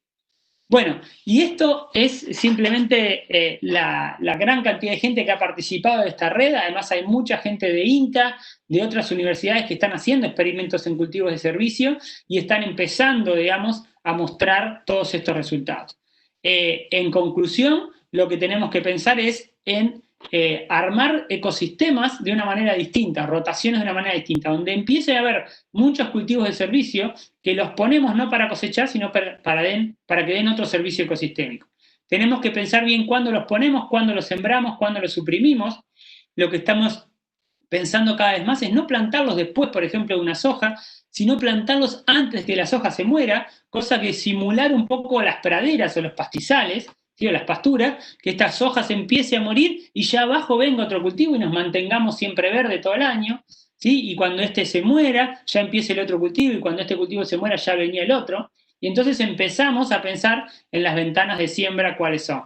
Para esto hay que tener cuidado con el agua y hay que tener cuidado con esto de la descomposición para que no haya inmovilización, ¿sí? Pero los cultivos se pueden ver de esta manera, ¿sí? Se está muriendo el maíz y ya abajo viene un cultivo de servicio al mango, digamos, capturando nutrientes. O fíjense esta vicia abajo de este maíz, ¿sí? O esta vicia acá abajo de una soja, ¿sí? Ya está creciendo, ya está viniendo, y entonces mantenemos un ecosistema mucho más productivo. Como para terminar, entonces, las conclusiones o los mensajes finales. Tenemos que intentar recuperar estos servicios de regulación y soporte, ¿sí? Tenemos que cambiar un poco ese paradigma y basarnos en un paradigma más de pensar en ecosistemas, en la ecología de los sistemas de producción. Usar cultivos de servicio para aprovechar la energía y los recursos no usados ahora. Cuando no sembramos nada en invierno, estamos dejando el campo muerto, ¿sí? Como dijo el amigo Matías Langoni, hay que jubilar el barbecho ya fue. Tenemos que pensar en qué cultivo de servicio ponemos en ese barbecho, cómo, cuándo, hacerlo bien para rendir más, para que el ecosistema esté mejor, pero hay que pensar en que los inviernos no pueden estar vacíos. Por lo menos la mayoría de los años en la mayoría de los lugares de Argentina. Eso sí, las especies van a ser distintas, ¿sí? Tengo que pensar en el cultivo de servicio y armar esa rotación. Las leguminosas son claves como cultivo de servicio, ¿sí? Eso que veíamos, porque le hacen muy bien al maíz y al cultivo siguiente. Ese aporte de nitrógeno nos ahorra fertilización, una cantidad importante de la fertilización, ¿sí? Esos 50, 100 kilos que podíamos ver de nitrógeno, hasta 150 en algunos casos por hectárea.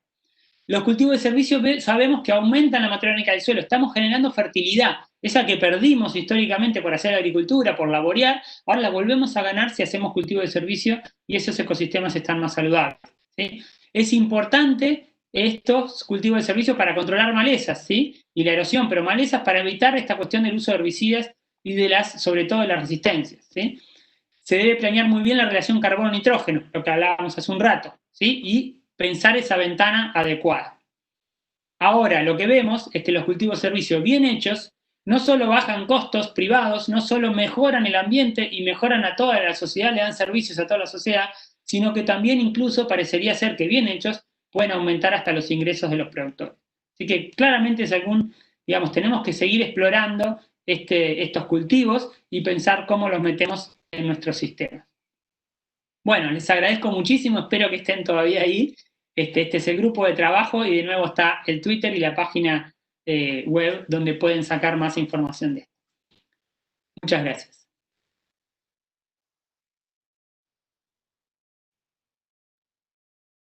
¿Están ahí todavía? Muchas gracias, Gervasio.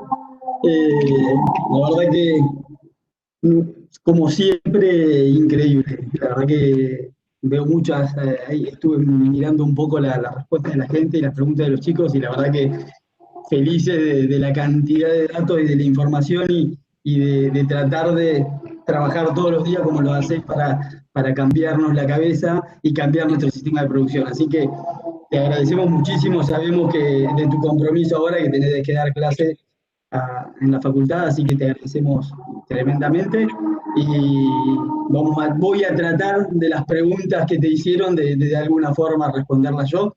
Así que... No, Marcelo, no te preocupes que yo tengo clase ahora, pero justo hablé con otro profesor y me está cubriendo un ratito. Así que si quieren podemos hacer algunas preguntas por un ratito y dejamos a los alumnos de la facultad que esperen un poquito. Perfecto, Gervasio. Bueno, entonces lo invito ahí a David a que nos ayude un poco con las preguntas, David. Dale, perfecto. Si quieren, les voy leyendo algunas preguntas como para que veamos ahí lo que nos están preguntando la audiencia. A ver, por un lado, ¿las industrias agronómicas argentinas son potencias en exportación o comercio? Sí, claramente Argentina es uno de los exportadores importantes.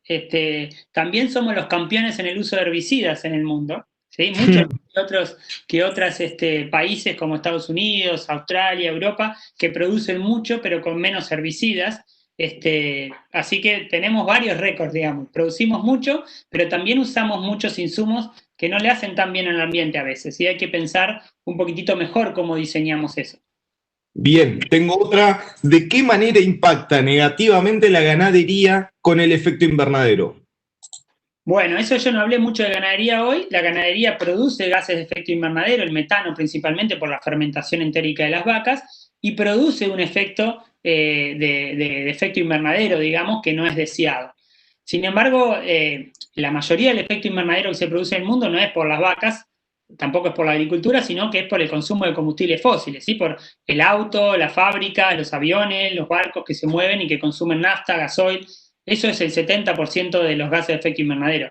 El resto del 30% es la agricultura y de ahí una fracción pequeña son los rumiantes, ¿sí? Una fracción más pequeña. Pero estamos trabajando, en otros proyectos estamos trabajando para tratar de cambiar la dieta de las vacas y también para tratar de hacer manejos distintos de las pasturas para que emitan menos gases de efecto invernadero. Es algo importante que tenemos que empezar a pensar. Sí. Buenísimo. Otra, ¿nosotros podemos romper el suelo con el tiempo de riego en inundación? Bueno, cuando uno, con el riego muchas veces lo que uno hace es aumenta la productividad, ¿no? Porque las plantas crecen más. Y eso está bien. Lo que deberíamos pensar también cuando sembramos un cultivo y lo regamos es que estamos cosechando muchas cosas. Tenemos que empezar a pensar que en poner otros cultivos, y tal vez regarlos también o lo que se pueda, para que parte de la energía que capturaron se la den a de comer al suelo, ¿sí? El suelo precisa tener energía. Es como que sería una fábrica, digamos que producimos zapatos, pero si en cada zapato se va un tornillo de la máquina, ¿sí? Es más o menos lo que pasa con los ecosistemas, porque sacamos maíz, pero en ese maíz se lleva nitrógeno, calcio, carbono, ¿sí? Es como que ese zapato se va con un tornillo. Después que producimos muchos zapatos, y si no volvemos a poner tornillos, las fábricas se nos desarman. Entonces Claro. tenemos que empezar a poner cultivos que pongan esos tornillos. Y esos son los cultivos de servicio, que agregan comida o energía al sistema. ¿Sí? Súper claro, Gervasio. ¿Cómo hacemos para cobrar esos servicios ecosistémicos? ¿Los consumidores están dispuestos a pagar un sobreprecio por el cuidado del ecosistema? Muy bien, esa es una buenísima pregunta, ¿sí? Entonces, ahí hay una discusión muy grande, pero pensemos así, si una fábrica se pone en la puerta del pueblo de ustedes, ¿sí? Y empieza a contaminar el río, ¿ustedes le pagarían a esa fábrica para que deje de contaminar el río? Claro. O le dirían a la fábrica, che, deja de contaminar el río. Esto es algo medio parecido, ¿sí? Tenemos que pensar, ¿sí? Capaz que nosotros podemos ayudar a esa fábrica y fomentarla y pagarle algo o hacer algún estímulo para que deje de contaminar el río. Pero la fábrica está contaminando el río. Y la agricultura en ese sentido está contaminando los arroyos, los suelos, se está degradando. La agricultura de una manera hecha, de otra manera es distinto, ¿no? Quiero aclarar eso también. Ojo, las ciudades también están contaminando los ríos, ¿sí? Las ciudades tampoco están exentas de esto y también están contaminando la atmósfera. Entonces, sí, tenemos que pensar en que hay productores que están, consumidores que están dispuestos a comprar cosas distintas y pagar un poquitito más. Hay consumidores que están dispuestos a eso. Hay países que, al revés, no están dispuestos a comprarnos si no producimos de otra manera. O sea, no es que nos van a pagar más, nos van a decir, no te compro si no producís cuidando el ambiente o emitiendo menos gases, ¿sí? Pero también hay que ser realistas con este ejemplo de la fábrica que a mí me parece que es bastante explícito, ¿sí? Si la fábrica está produciendo en un lugar contaminando, y le vamos a pagar a la fábrica o le vamos a pedir a la fábrica de buena manera que trate de hacer lo mejor posible para producir de otra manera, ¿sí? Y eso me parece que es lo que nos está diciendo la sociedad a los agricultores. A veces, ojalá todos de buena manera nos ayuden a poder cambiar. Obviamente que hay las otras cosas, pero no me interesa discutir sobre eso, digamos. Estaría Claro. bueno que nos ayuden a cambiar de una manera razonable. Clarísimo. Argentina es pionera en la siembra directa. APRESID es pionera y ha trabajado mucho en este sentido desde hace años. ¿Cuáles son los factores que influyen en la no utilización de los cultivos de servicio desde el inicio de esta práctica? Te repito, Qué buena ¿cuáles son los pregunta. factores? La entendí perfecto, está buenísimo. Mirá, no sé, habría que preguntarle a los productores, pero yo creo que muchos están cambiando ahora. Yo creo que no habíamos visto tan claro el deterioro que estábamos produciendo y tal vez pensamos que la siembra directa per sí sola iba a mejorar, la siembra directa como entendía de sembrar solo, ¿no? En directa. Ojo que para Presil la siembra directa es mucho más que eso, incluye las rotaciones, las buenas prácticas y los cultivos de servicio. Pero bueno, la siembra directa sola, la idea de sembrar, me parece que no fue suficiente para mejorar el ecosistema, porque evitó la roturación y el laboreo, que está buenísimo, es necesaria la siembra directa, pero como nos decían en matemática, es condición necesaria pero no suficiente, ¿sí? Claro. Es necesaria para mejorar, pero no suficiente, ¿por qué? Y porque falta, además de evitar el laboreo y la salida de materia orgánica del suelo, hay que aumentarle las entradas de materia orgánica al suelo, la comida que le damos, ¿sí? No solo la salida de la respiración, que era con laboreo, sino aumentarle la cantidad de comida, de energía que le damos al suelo. Y eso lo hacemos con cultivo de servicio. O sea que la combinación siembra directa con cultivo de servicio, yo creo que llegó para quedarse, ojalá, y ojalá que sea algo que ustedes como técnicos jóvenes o próximos técnicos impulsen mucho y sigan investigando, ayudarnos a investigar de cómo entrelazar estas dos técnicas para generar ecosistemas ambientalmente mucho mejores, ¿no? Excelente, excelente. A veces hay recursos limitantes, como la humedad almacenada en el suelo, que no nos permite un segundo cultivo o cultivo de servicio. ¿Qué hacemos con eso? Perfecto. Ahí, hablando con distintos agricultores y midiendo agua en el suelo, hay un trabajo de Priscila Pinto publicado en un artículo científico, pero también está su tesis, si lo pueden leer, que hacemos balances de agua en distintos lugares de Argentina, y salvo algunos lugares, en casi todos lados, y esto no quiere decir que todos los años, porque hay años más secos y más húmedos, pero en casi todos lados algún cultivo de servicio entra. Porque el cultivo de servicio no le vamos a pedir un rendimiento espectacular, le vamos a pedir lo que pueda darnos, ¿sí? Pero eso que pueda darnos va a ser comida para el suelo, una ración más grande, una ración más chica, pero alguna ración nos va a dar, ¿sí? Y lo vamos a tratar de suprimir o dejarle el tiempo adecuado, no pasarnos de rosca, como a veces nos pasamos con otro cultivo de invierno que es de renta, que le pedimos más porque lo tenemos que cosechar. Vamos a pedirle lo que podamos, para después dejar eso que se llene de agua el suelo de nuevo antes del cultivo de renta, y cosa que el cultivo de renta no nos afecte. Entonces, para contestar esa pregunta, ¿hay que hacer cultivo de servicio todos los años en todos los lugares? No, probablemente no lo hagamos. Pero hay que intentar pensar cuándo. El agua de otoño es el agua que yo creo que generalmente sobra en muchos sistemas, ¿sí? Incluso en los sistemas más secos sobra esa agua de otoño, que es la que podríamos tomarnos o usar para un cultivo de servicio. Y además, si ustedes piensan, esa agua de otoño que se escapan tal vez 50, 100 milímetros, incluso en el Chaco seco o en San Luis, en lugares muy secos, produce que las napas suban y produce los ríos nuevos, o el desastre como el río Nuevo en San Luis, ¿sí? Que son problemas, si no conocen, miren un documental del Río Nuevo que se llama, muy interesante, que muestra cómo eso de usar menos agua que la vegetación natural, aunque sea poquito todos los años, porque hacemos un solo cultivo, incluso en un lugar seco, algo de agua sobra y esa agua empieza a percolar, y en un momento aparece un río y provoca avalanchas impresionantes. Entonces, hay que tratar de usar el agua lo más eficientemente posible, toda el agua, lo mismo que usaba el ecosistema natural, ¿sí? Eso tendríamos que tratar de usar, copiar el uso del agua del ecosistema natural. Y para eso hay que diseñar la rotación. Me encanta, muy bueno. A ver, tengo, pero más de 30 preguntas, así que la verdad voy a elegir 3 nada más como para ponerle foco y darle espacio a Marcelo, porque si no nos quedamos in eternum. Me encanta y quedo recontra disposición para trabajar con las escuelas o los liceos agrotécnicas que quieran o APRESID. A mí me importa mucho que las escuelas técnicas tengan esta visión y conozcan esta tecnología, así que la podemos seguir en otro momento. Genial.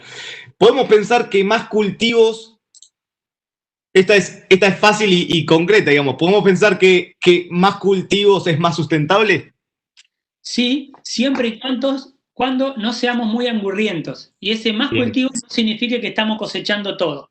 ¿Sí? Si plantamos un maíz, nos comemos el marlo, nos comemos el maíz, el marlo se lo damos a la vaca, el rastrojo también se lo damos a la vaca, y sacamos la raíz del suelo y se la damos a los chanchos, entonces eso no va a quedar nada para el ecosistema, nos llevamos todos los tornillos. Y el ecosistema se nos va a degradar. Más cultivos es más sustentabilidad, pero tenemos que pensar bien cuánta energía cosechamos, cuántos nutrientes cosechamos, y una porción hay que dejarla en el ecosistema para que siga funcionando. Esa es la clave. Bueno, justo me hablaste de porcino. ¿Cuán útiles son los efluentes porcinos para nutrir el suelo? Bueno, yo no he trabajado mucho en efluentes. El tema de usar efluentes y reciclar es recontra interesante, no solo de porcinos, sino de aves, ¿no? de tambos. Ahí hay que investigar bastante más en eso. Los países del norte han investigado mucho en eso, hay mucha tecnología de tratamiento de efluentes para lograr reciclar esos nutrientes, ¿sí? Incluso habría que pensar de reciclar los nutrientes de nuestras propias ciudades. Piensen que nosotros estamos tirando un montón de nitrógeno, fósforo, todo a los ríos, a los arroyos, que contaminan. ¿Y ese nitrógeno de dónde viene? Y viene de nuestros campos cultivados, que lo perdemos, ¿sí? Entonces, yo digo siempre, no, cuando tenemos en vez de un ciclo del nitrógeno, de los nutrientes, un flujo, que es que sale de los campos cultivados y termina en un río, un arroyo o en el mar, ese flujo provoca dos problemas, que nos falte en el campo y que se nos acumule en un lado donde contamina. Entonces, todo lo que es tratamiento de efluentes es re importante. Es muy importante que, si ustedes se dedican a eso, es medio una de las cosas del futuro, tratar de capturar esos nutrientes y reciclarlos y volverlos al campo, ¿sí? Pero va a haber que transportarlos, va a haber que pensar en tecnologías para reciclar mucho, que es una de las cuestiones más importantes para que cierre el ciclo de los nutrientes. Buenísimo. Hay un montón de comentarios y agradecimientos por la claridad de la charla, Gervasio, y cierro con una un poquito más filosófica, pero ¿cómo lograr el cambio de mentalidad si se quiere o si se compite, por ejemplo, con los alquileres de los campos? ¿Debería ser iniciativa de los propietarios esta mejora de conservación del recurso suelo y el recurso natural? Perfecto, está buenísima esa pregunta y da para horas. Yo creo que hay varias opciones ahí que podemos pensar. Se me ocurren tres. Una, que pasa en muchos países, es que el Estado se mete y regule eso, ¿tá? Y lo que llamamos con el látigo, de alguna manera. Dice, muchachos, ustedes no pueden contaminar, ustedes no pueden usar más esto, ustedes no pueden tener erosión. Eso ha pasado en muchos países, ¿sí? O, por ejemplo, en Uruguay hay una ley de protección de uso del suelo. Entonces vos tenés que hacer cierta rotación y no podés tener más de cierto umbral de erosión. El Estado no te deja, punto. Se acabó el problema, ¿sí? Aún muchos no les gusta eso. La otra opción es que el Estado fomente, en vez de con el látigo, con la zanahoria, ¿sí? Entonces nos ponga la zanahoria y nos diga, che, muchachos, ustedes están erosionando mucho. Si erosionan menos, buenas prácticas, yo los ayudo con esto, fomento por allá, bla, bla, bla, bla. Y eso empieza a pasar. El Estado fomenta con la zanahoria estas cosas, fomenta la ecología de alguna manera, ¿sí? Fomenta las buenas prácticas. Opción 2. La opción 3, ¿cuál es? Y que los propios productores, los propios consumidores, nos organicemos naturalmente para empezar a mejorar estas cosas, ¿sí? Y eso también está pasando en muchos lugares. Estas tres opciones, para mi gusto, no tienen que ser contrapuestas ni antagónicas. Puede ser que para alguna cosa el Estado regule, para otra con el látigo, otra con la zanahoria, y para otra los propios productores se organicen y empiecen a hacer las cosas solas, y nadie les tenga que venir a decir, che, mirá que estás erosionando mucho porque ya solamente cambiaron, ¿sí? Y hay un trabajo muy interesante de una premio Nobel de hace poquito, que lo que ella estudió es muchos sistemas sociales, ¿sí? Porque hay una cosa que se llama la tragedia de los comunes, que es un libro bastante conocido que dice que las cosas que son de nadie, generalmente en nuestros sistemas, terminan, digamos, en la desidia y abandonadas y generan problemas. Por ejemplo, una plaza que no es de nadie y nadie la cuida y termina abandonada la plaza. Y entonces muchas veces vemos que eso pasa. El arroyo que no es de nadie termina contaminado, la laguna que no es de nadie termina contaminada, el mar, ¿sí? O el aire que no es de nadie.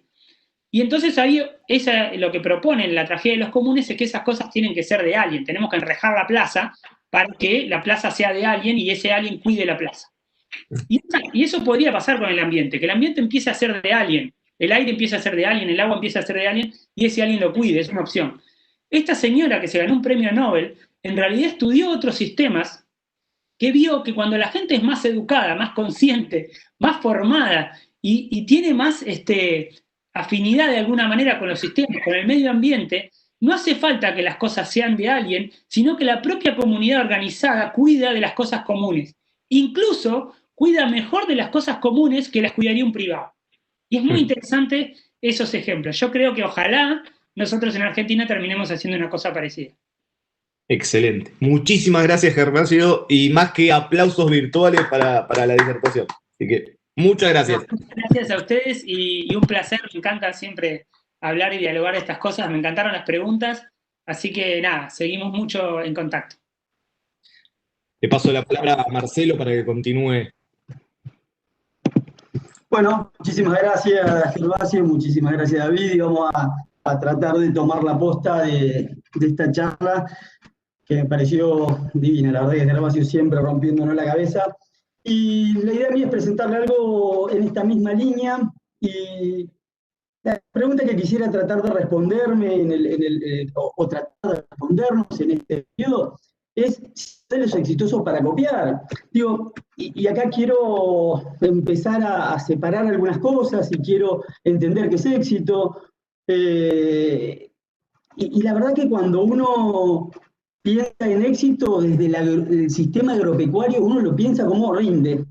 Un sistema agropecuario que rinde más soja que el otro es más exitoso. Y la verdad que si vemos los mapas que nos presenta San Rosa, de esta presentación de 2013, en el cual se ven los suelos de la República Argentina, los prístinos, y cómo estamos hoy, visualmente ya observamos que suelos que estaban en 4% de materia orgánicas, hoy difícilmente llegan a 3% de materia orgánicas. Entonces, ese éxito de rinde, la verdad es que los suelos no nos están demostrando lo mismo, y ese éxito no es tal cuando lo que analizamos es el suelo. Si analizamos el rinde, vemos como que los rindes van aumentando, pero creo que la medida de éxito ya no debería ser solamente el rinde, sino que deberíamos pensar en estas cosas que Gervasio nos fue contando y pensar en el ambiente. Y acá quiero poner dos cosas: una, tecnología de insumos como conceptos para entender y empezar a charlar. Tecnología de insumos es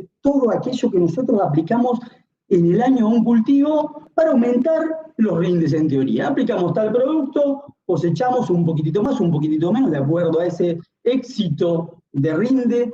Y en la próxima campaña arrancamos nuevamente con otro cultivo. Y después hay tecnologías de procesos, y la tecnología de procesos es todo lo que yo hago, como bien me mostró Gervasio hoy, para cambiar alguna característica del suelo que en el pasar de los años va a mejorar o empeorar nuestra calidad de suelo. Y en esto pongo otro factor más para poner, que es el tiempo. Digo, cuando uno mira este deterioro del suelo, y ahora vamos un poquitito más adelante y se lo quiero mostrar, este deterioro del suelo fue en tan solo 100 años, o sea, costó miles y miles de años en formar estos suelos prístinos que aumentaron la cantidad de materia orgánica de nuestro suelo. Nosotros empezamos a sembrar y con algunas prácticas o algunas ideas, como bien nos contó Gervasio, fuimos deteriorando nuestros suelos, y hoy queremos con cualquier práctica mejorarlos y queremos en un año cambiar, y la verdad que necesitamos tiempo. El factor tiempo es muy importante en esta tecnología de proceso y quiero hablar después de ello. Y agarro lo de Gervasio, esta publicación de Gervasio de cultivos, de servicios ecosistémicos, y de qué pasa en un cultivo a la izquierda, en el cual nosotros solamente cosechamos granos, y la verdad es que nos olvidamos de la materia orgánica, nos olvidamos de la retención de nutrientes, nos olvidamos de la emisión de gases de efecto, de cantidad de cosas que Gervasio ya nos habló, pero vamos a tratar de ver si hay algún sistema en el cual nosotros podemos copiar para parecernos más a los ecosistemas naturales, aún produciendo granos. Y en esto vemos un gran desbalance en esta sustentabilidad económica, en esta pensar en más rinde como éxito, y nos olvidamos un poco del ambiente, y vamos a ver si tenemos alguna forma de copiar a alguien para poder poner esa balanza un poquitito más parecida. Y acá empezamos a hablar de deterioro del suelo. Agarro este trabajo de Luisito Milesi, del Inca Pergamino, en el cual nos muestra cómo fue el deterioro de los suelos. En verde van a ver cómo cayó el carbono orgánico de nuestros suelos, y en rojo cómo cayó el carbono orgánico de nuestro suelo cuando hay erosión. Indudablemente tenemos una pérdida de materia orgánica por malos manejos en nuestros suelos. Ahora, guarda, porque parece como que hay una estabilidad y los suelos se estabilizan siempre y cuando no haya erosión, porque cuando hay erosión la caída de materia orgánica es mucho mayor. Y en esto hablaron varios, habló Milesi, San Rosa también, Álvarez en 2009, de esta caída, y perdimos entre un 30 y un 60% de nuestro carbono orgánico de los suelos. O sea que esto que Gervasio nos dice, muchachos, cambien cambiemos, porque cada año estamos sembrando en un lote de peor calidad del que sembramos el año pasado. Cada día nos estamos olvidando de nuestros recursos suelo, nos estamos poniendo exitoso en rinde y no nos importa lo que pasa abajo, que es vida. Y ahora voy a empezar a agarrar para ver cómo nos podemos parecer con datos de la Chacra Pergamino. La Chacra Pergamino es un proyecto que empezó hace 10 años y ya concluyó, en el cual 13 productores fueron trabajando sobre distintos sistemas en el cual trataron de pensar distinto, trataron de no ver ese sistema solamente con extracción de granos y un éxito en más granos, sino empezamos a pensar en el campo y ahí en nuestro ambiente, en nuestro suelo, y ahí pudimos, el primer logro grande que nosotros, a la derecha ven este resultado de la Chacra Pergamino, este establecimiento San Nicolás, en rojo, verde, amarillo y azul son distintos sistemas de producciones, pudimos aumentar nuestro carbono, en negro están las pasturas, bienvenidas ellas, pero pudimos capturar más carbono de nuestros suelos y pudimos revertir esa caída de materia orgánica en 9 años, no tanto, pero pudimos revertir y pudimos aumentar nuestro carbono. Entonces, guarda, porque podemos varar ese deterioro de nuestro recurso suelo y en vez de cada año sembrar en un lote peor, empezar a pensar que podemos cambiar nuestro suelo y sembrar cada año en un lote un poquitito mejor.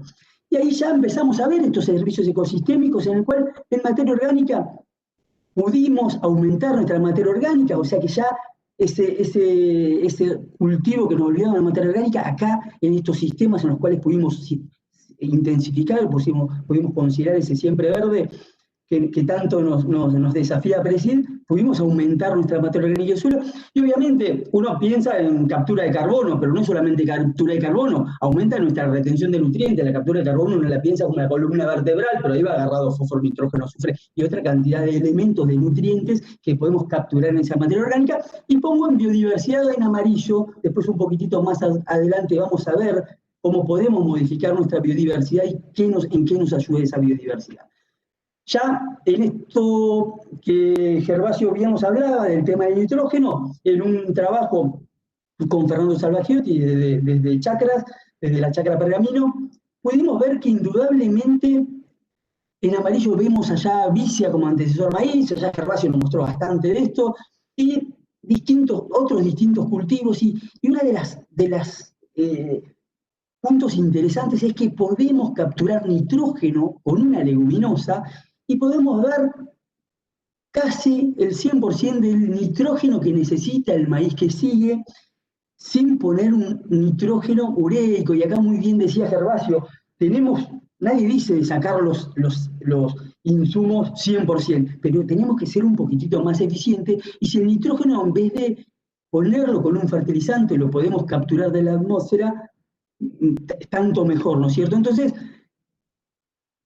después que cosechamos esos maíces, sembramos trigos sobre esos distintos antecesores de maíz y pudimos ver que había un remanente de nitrógeno, y en esto viene el proceso que nosotros estamos viendo todo como anual, y ese proceso al otro año, esa vicia que le había entregado un nitrógeno al maíz para satisfacer el 100% de su rendimiento, cuando estamos hablando de nitrógeno, quedó un nitrógeno remanente, y allí en el nitrógeno cero esa vicia me siguió aportando nitrógeno, y ese trigo sacó 10 quintales de diferencia sobre la rotación que venía del trigo maíz.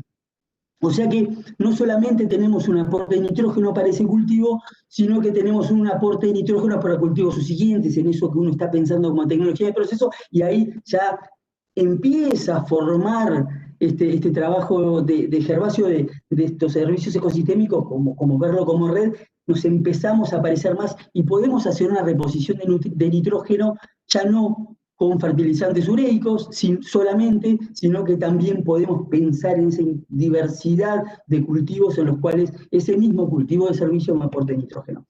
Pensando en física del suelo y materia orgánica, esto es lo que mayormente uno ve en el suelo, y acá quiero poner un concepto de qué pasa con nuestros suelos que tienen gran porcentaje de limos. Y quiero poner un punto que es muy importante. Cuando la materia orgánica forma conglomerados macroagregados, mesoagregados, en el cual el limo y los minerales del suelo están metidos en esos agregados. Nosotros lo que nos dedicamos a hacer es a destruir materia orgánica por una gran combustión, por labranza, rompimos la materia orgánica y obviamente el limo quedó libre.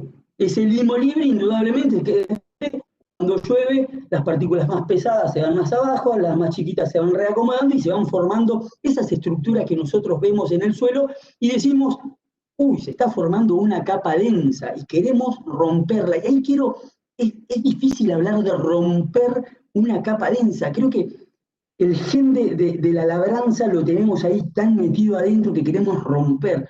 Hay que cambiar ese concepto. Creo que tenemos que capturar, y es distinto romper que capturar.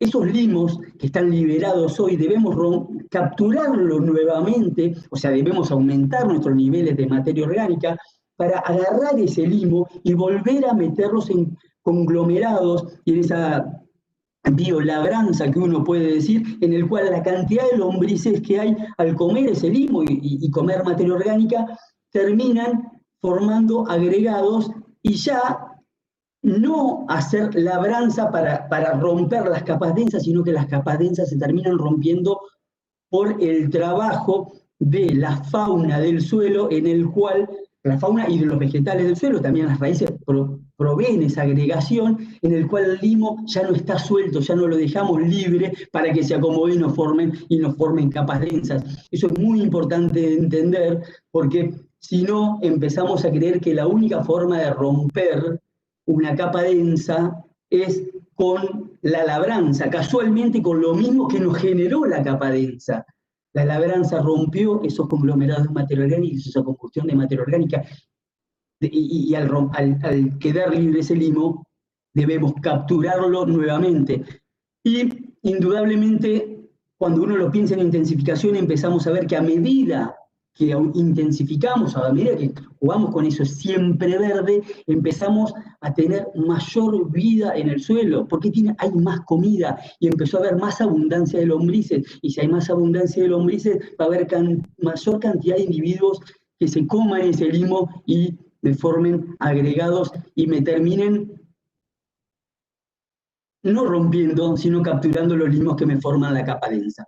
Entonces, este es un trabajo de Luis Wolf dentro de la chacra Pergamino que nos muestra que a medida que intensificamos, aumentó la cantidad de macro y meso agregados. Entonces, al aumentar los macro y meso agregados por la actividad biológica, y hay actividad biológica porque indudablemente le dimos de comer los 365 días del año. Es muy difícil tener una gran actividad biológica si 6 meses del año lo tenemos a régimen, ¿no es cierto? Y esto es mostrar, ya a los efectos ópticos también dentro del ciclo de la chacra de San Nicolás. Así empezó nuestras estructuras laminares, y si ven es como esas láminas que están por tener esos limos, y a medida que fuimos intensificando, esto es todo el mismo año, esa es la rotación maíz, soja, trigo, soja, ideal, que uno la ve como en muchos lugares como muy buenas, que en las capas densas indudablemente no las pudimos bajar esas capas densas, y a medida que aumentamos la intensificación, le demos vida a ese suelo, pudimos capturar ese limo, y si ven a la derecha, mucho más agregado y mucho más poroso que de ese suelo.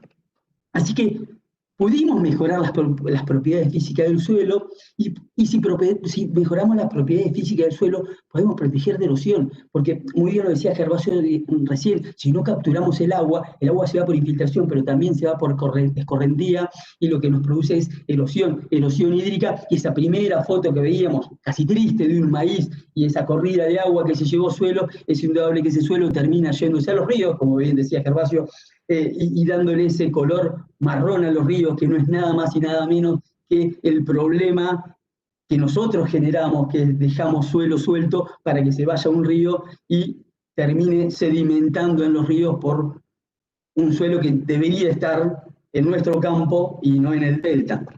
Y ya pensando en emisiones de gases de efecto invernadero, medimos gases de efecto invernaderos en nuestra chacra. Este trabajo es de Miguel Taboada y Guillermo Peralta. en el cual, acá si ven, a la izquierda hay lugares muy intensificados, pero con trigo, maíz, vicia, maíz, trigo, maíz, cebada, sorgo, como mucha gramínea, y ojo, porque tuvimos demasiadas emisiones.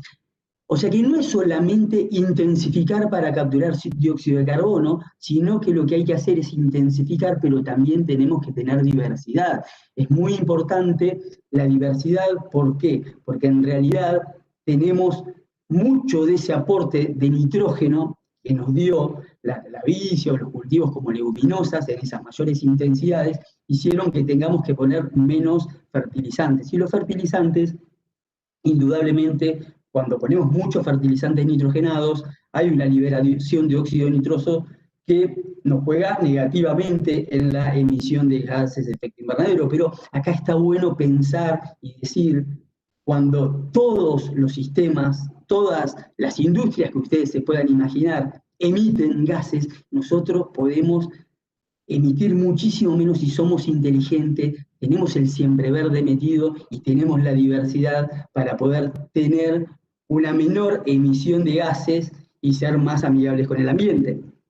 Entonces ahí es donde podemos mejorar, nos queda mucho para trabajar, pero podemos mejorar en gases de efecto invernadero, y esa biodiversidad que la habíamos visto allá adelante como en amarillo, pero nos faltaba algo, acá está la diversidad, mucho mejores pensando en el ambiente y pensando en los gases de efecto invernadero. Entonces acá empezamos a ver que no estamos en ese ecosistema natural en el cual nos quiere posicionar Gervasio tan sanamente, pero tampoco estamos en esos cultivos solamente de grano. Ya tenemos un poquitito una red más. Obviamente nos queda mucho por trabajar, pero tenemos un servicio, mucha cantidad de servicios ecosistémicos capturados en esta mejor diversificación e intensificación, este siempre verde que nos dice APRESID. Entonces, tenemos un equilibrio, un poquito mejor de equilibrio entre nuestro éxito económico, pero también entre nuestro éxito ambiental. Estamos cuidando más el ambiente. Y esto es algo, Gervasio habló muy bien de que, ojo, con Argentina, porque por ahí nos ponemos contentos y decimos, tenemos siembra directa, somos un país con muchísima cantidad de siembra directa, y producimos muchas toneladas de granos y nos quedamos en ese éxito del mucho, pero guarda, porque la cantidad de agroquímicos que usa Argentina para producir, no somos tan eficientes. Es indudable que debemos pensar, si queremos pensar en el ambiente, debemos pensar en bajar nuestra cantidad de agroquímicos. Y este es un trabajo de Lares, que lo hizo dentro de la Chácara Pergamino, y si ustedes ven, pudimos, con las mejores intensificaciones, el mejor siempre verde, pudimos bajar un 50% de nuestras unidades toxicológicas. Nos falta, sí, nos falta muchísimo, pero es muy importante poder bajar un 50% de nuestras unidades toxicológicas de la cantidad de agroquímicos que aplicamos. Este trabajo es medido por RIPES, que es esa plataforma que tiene FAUBA de la mano de su desarrollador Diego Ferraro, para tratar de compararnos en distintos sistemas si son más o menos contaminantes desde el lado del punto de los agroquímicos. Y podemos bajar un 34% en ese siempre verde que tanto APRESID nos estimula a pensar, pudimos bajar un 34% de las aplicaciones, 50% de unidades toxicológicas, 34% de las aplicaciones en esos modelos con mayor intensidad y diversidad. Entonces, indudablemente que creo que tenemos una idea muy fuerte por empezar a cambiar el ambiente. Tenemos que empezar a pensar en un sistema en el cual estemos los 365 días del año, lo más parecido a los 365 del año capturando. Tenemos que ser más eficientes para pensar fuertemente más en el ambiente. Entonces la pregunta que nos queríamos preguntar era, ¿hay modelos exitosos para copiar? Sí, el modelo más exitoso para copiar, del cual APRESID tanto copia, es la naturaleza. Es indudable que en la naturaleza no se hace labranza. Entonces, ¿cómo podemos pensar que ese modelo exitoso que nos generó suelos en miles y miles de años, pensando en esta zona para 4% de materia orgánica, cuando hay agatas a veces se puede llegar a 3% de materia orgánica, cómo se puede pensar en formar suelo con labranza? No se puede formar suelo con labranza, y eso, váyase a Presidio, nos enseñó ya hace más de 30 años, que nos está diciendo todos los años, muchachos, por acá no va la cosa. Es indudable que la naturaleza no está 6 meses en barbechos, o sea, tenemos un organismo vivo que es el suelo, que hay que darle de comer, y hay que estar los 365 días del año dándole de comer. Es indudable que la naturaleza no tiene monocultivos, ¿no? No hay monocultivos, es un sistema diverso, nosotros lo queremos simplificar, y como bien nos expresó Gervasio, guarda, porque eso es inestable en algún momento. No se puede vivir en un sistema inestable, en algún momento se tiende a la estabilidad, y la diversidad va a salir por sí sola, como está pasando hoy con las malezas resistentes. La naturaleza no tiene diversidad temporal, es indudable que no tiene diversidad temporal, entonces nosotros estamos poniendo esa diversidad, estamos poniendo un año un trigo, otro año una soja, sí, la soja, después pizza, pero hay como nacimientos y muerte de los cultivos, y esto creo que va mucho más adelante, y poco sé de esto, pero es indudable que tiene que haber diversidad espacial, no solamente con decir pulsos de materia orgánica, nace el cultivo, muere, y nace el otro cultivo y muere, sino que tenemos que empezar a pensar en cultivos y raíces vivas conviviendo continuamente para parecernos a la naturaleza. Así que no es el cierre, pero déjenme ver si puedo intentar esto de, acá estamos, de jugar con las preguntas. No puedo, David, no puedo entrar, no sé por qué. Sí, ahí mismo tengo que poner siguiente. Ahí está, ahí está. Entonces, vamos un poquitito más atrás. Esta es una pregunta, preguntitas que a ver si prestaron atención. Yo se las voy a pasar a la seño después, o a los profes después, para ver si verdaderamente prestaron atención.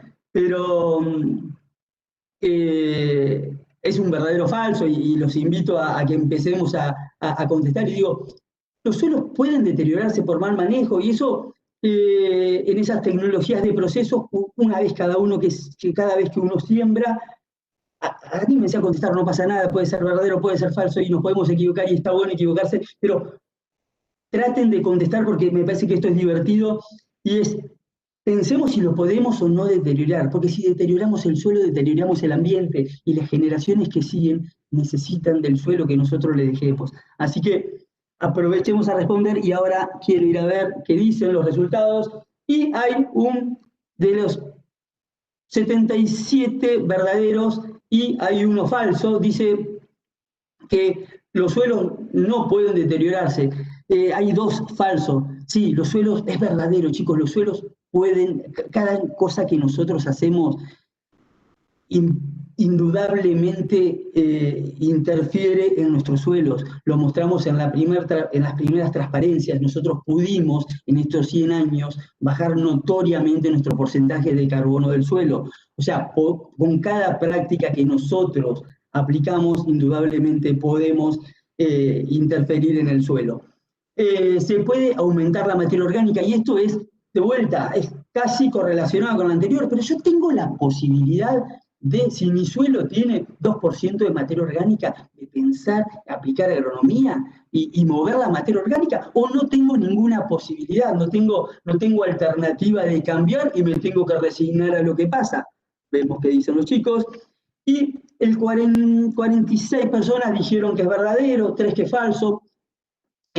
Señores, es verdadero, indudablemente podemos fuertemente bajar materia orgánica, pero también cambiando nuestro sistema de producción, poniéndole cabeza, podemos aumentar nuestros niveles de materia orgánica en el suelo, y eso la Chácara de Pergamino nos lo mostró en ese incremento de materia orgánica, solamente con poner intensificación, esto que APRESID fuertemente llama siembra verde, diversidad y siembra directa. Y vamos a otra preguntita. Los monocultivos son buenos, y esto pensémoslo de la diversidad, solamente si ponemos un solo cultivo ¿Cambiamos o no cambiamos el ambiente? Cualquier monocultivo, no piensen en uno, hasta podemos pensar solamente en monocultivos de maíz. ¿Son buenos los monocultivos o necesitamos diversidad? Y 7 personas me dicen que es verdadero. Es falso, los monocultivos, si nosotros pensamos en el ambiente, es esto que Gervasio nos contaba bien en su principio de la presentación, son simplificaciones de los sistemas, las simplificaciones de los sistemas son inestables y esa inestabilidad alguien la paga, hoy la está pagando el ambiente. Así que es falso.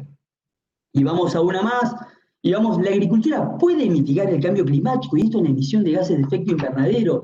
Si yo con la agricultura puedo mitigar, o da lo mismo, cualquier sistema que haga para el cambio climático es exactamente el mismo. Y ahí vamos a ver que responden todos. Y verdadero, me pone contento que hay algunos que me llaman un poco la contra, pero hay muchísimos que me dicen verdadero, verdaderamente podemos mitigar, podemos captar, es la única industria.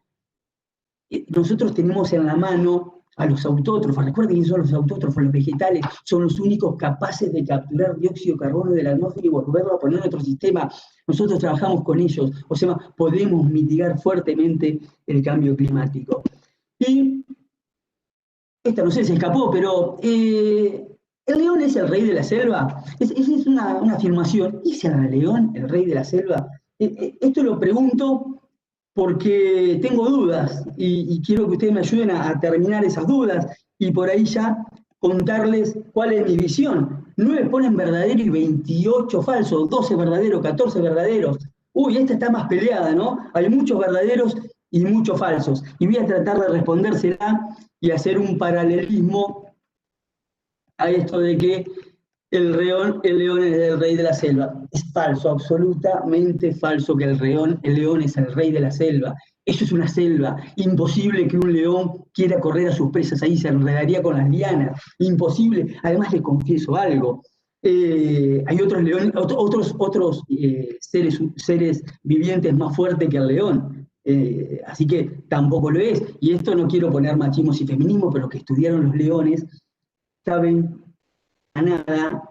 Muchas veces la que lleva la fortaleza es la hembra y no el león. Así que no me quiero ponerme en sistemas, en peleas de hombres o mujeres, pero verdaderamente el león no es el rey de la selva. Y alguien nos dijo alguna vez que no se podía producir de la misma manera que nos dijeron que el león es el rey de la selva, nos dijeron que no se podía producir sin labranza.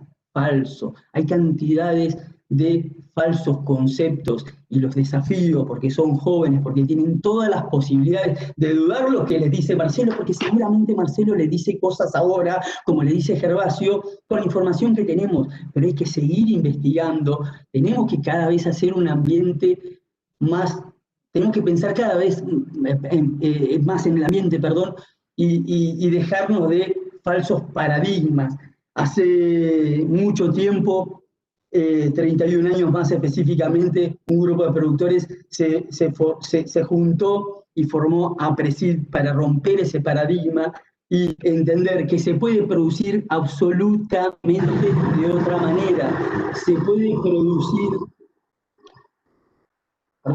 puede producir en siembra directa. Y este Congreso 2020 de APRESID nos hizo pensar que no solamente se puede pensar en siembra directa, sino que hay que pensar en el siempre verde. Ese siempre verde en el cual tanto nos desafía y en los cultivos de servicio fuertemente entran allí como una herramienta para ese siempre verde en el cual nos desafiaba Gervasio, pero este Congreso de APRESID que nos dio todas satisfacciones, empezar fuertemente al siempre verde para pensar en el ambiente. Muchas gracias a todos por su atención y muchas gracias a APRESID, porque casualmente es el que se la pasa copiando a la naturaleza e incentivándonos para que hagamos un sistema cada vez más pensando en un éxito ambiental y no en un éxito de quintales. Muchas gracias.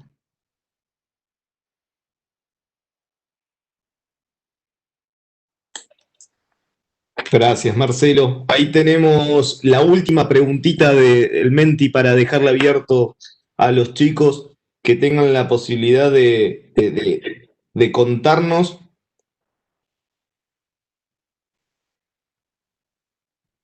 cómo se sintieron con la presentación. No sé si podés poner la última pregunta, si no yo entro y la perfecto. Mati, ¿me podrás hacer presentador, por favor? Gracias.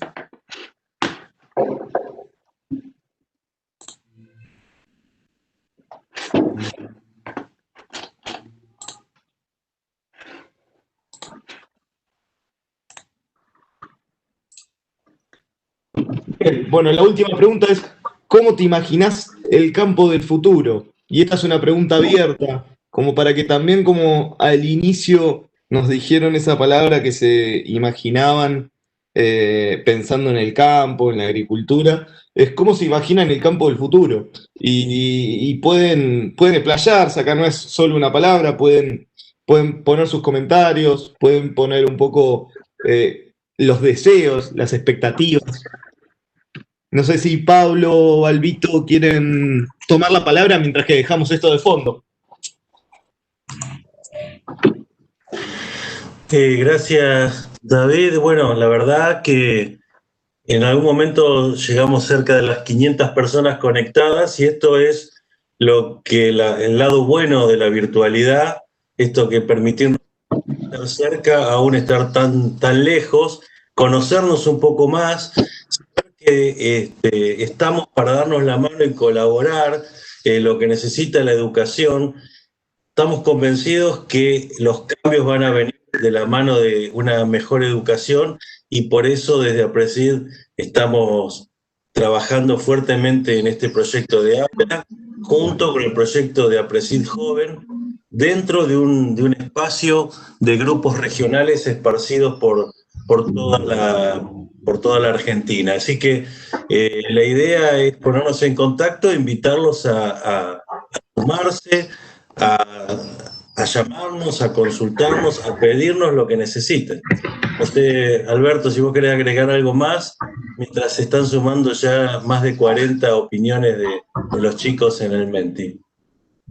No, yo solamente agradecer a todos los profesores y directores de escuelas que se han sumado y a los chicos, y decirle, mire, el otro día estábamos hablando con un alto funcionario de educación de la Nación, y bueno, y nosotros somos los responsables desde las escuelas agrotécnicas y desde cada una de las instituciones y de cada una de las personas que están hasta en el último rincón de nuestro país trabajando con la agricultura, de empezar a llamar la atención de que lo que nosotros hacemos está a favor de la naturaleza y no en contra.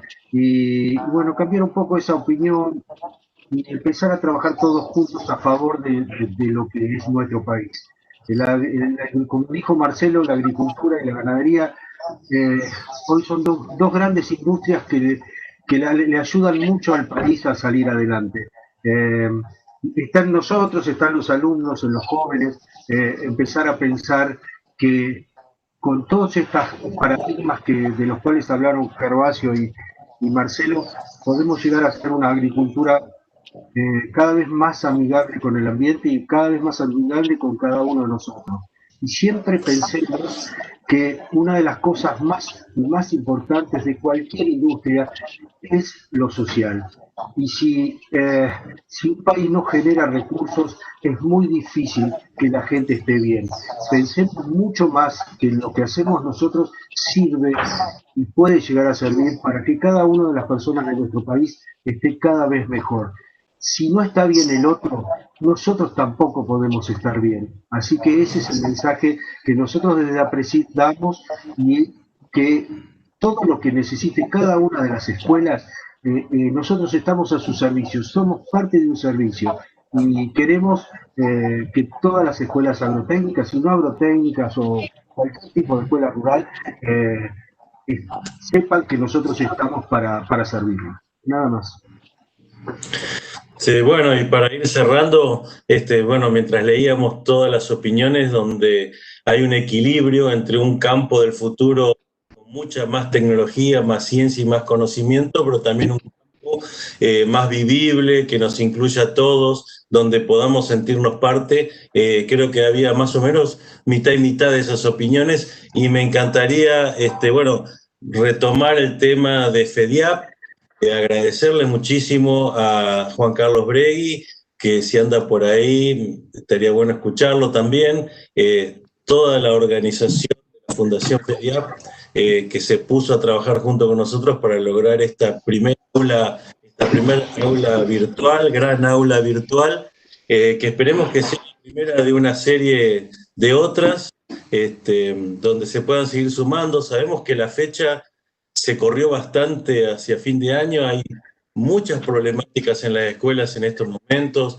entre la presencialidad que quiere retomarse y la virtualidad, y bueno, los directivos están con la cabeza a mil entre todas estas situaciones, así que la verdad que haber destinado estas horas a acompañarnos es para agradecérselos muchísimo.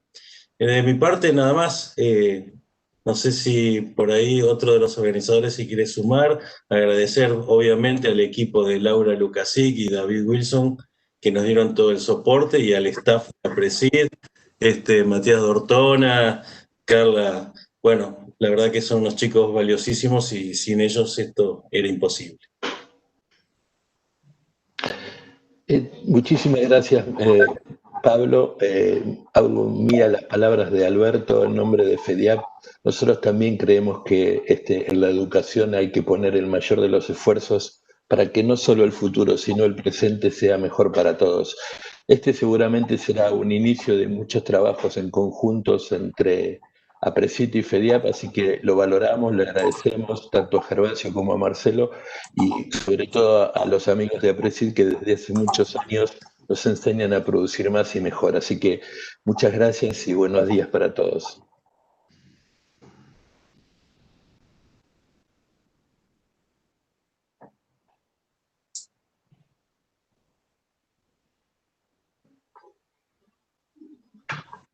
Bueno, muchas gracias. Muchas gracias, Juan Carlos, por tanta colaboración, y ojalá sigamos juntos en este camino que es mejorarle la vida a la gente, y que la educación es una de las herramientas más importantes para eso. Muchas gracias, Pablo, muchas gracias a todos, a Marcelo, a Gervasio y a toda la gente que nos acompañó. Acá nos despedimos y a todos de vuelta, muchas gracias. Hasta la próxima. Hasta la próxima. Chao, chao.